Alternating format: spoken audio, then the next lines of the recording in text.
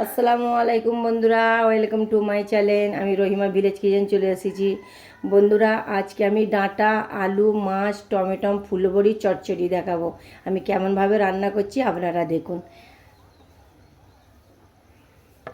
হাঁড়িতে আমি তেল দিয়ে দেবো। তেল দিয়ে বন্ধুরা এই ফুলবড়িটা আমি ভেজে নেব। হাঁড়িতে তেল দিয়েছি, এই ফুলবড়িগুলো আমি ভেজে নেব।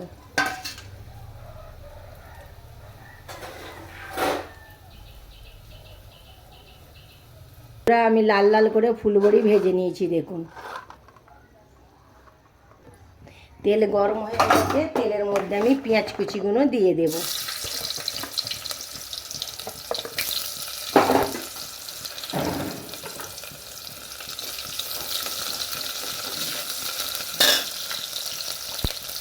পেঁয়াজটা আমার লাল লাল হয়ে গেছে, আমি একটু জিরে দিয়ে দেবো।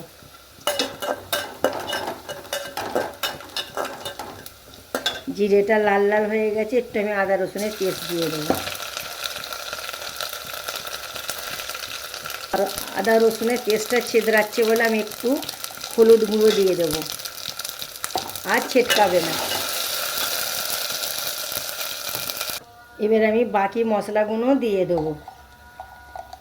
লঙ্কার গুঁড়ো, জিরার গুঁড়ো, ধনের গুঁড়ো, মশলার গুঁড়ো, লবণ দিয়ে আমি ভালো করে নেড়ে নেব।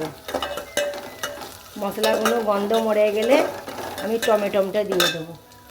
টমেটো, কাঁচা লঙ্কা, ডাঁটা, আলু, বেগুনটা আমি এর মধ্যে দিয়ে দেব।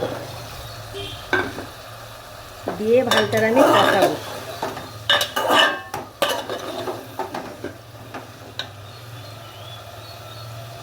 এইভাবে আমি কষাবো, ভালো করে কষে নেব।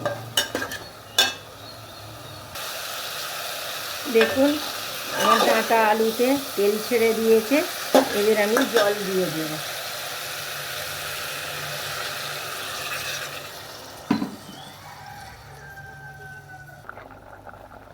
বন্ধুরা, এবার আমি এই ফুলবড়িগুলো ডাঁটির মধ্যে দিয়ে দেব, আর এই মাছগুলো আমি দিয়ে দেব। দেখুন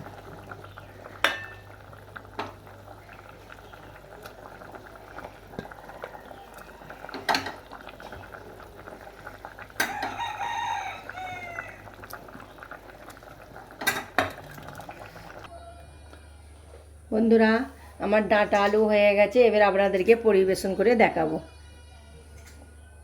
বন্ধুরা দেখুন, আমার ডাঁটা, আলু, মাছ, ফুলবড়ি চচ্চড়ি হয়ে গেছে। বন্ধুরা দেখুন, অসাধারণ লাগছে, অসাধারণ খেতে লাগে। বন্ধুরা এত খেতে ভালো লাগবে। ডাঁটা আলু, এই গরমে ডাঁটা আলু খাওয়া খুব ভালো, শরীরের পক্ষে খুব ভালো বন্ধুরা। তাই জন্য আমি ডাঁটা আলু ফুলবড়ি দিয়ে মাছ দিয়ে আমি চচ্চড়ি করেছি। ভিডিওটা যদি ভালো লাগে লাইক শেয়ার কমেন্ট করবেন, পুরো ভিডিওটা দেখবেন বন্ধুরা। রহিমা ভিলেজ কিচেনের পাশে থাকুন। নেক্সট ভিডিও নিয়ে ফিরে আসছি। খুদা হাফেজ।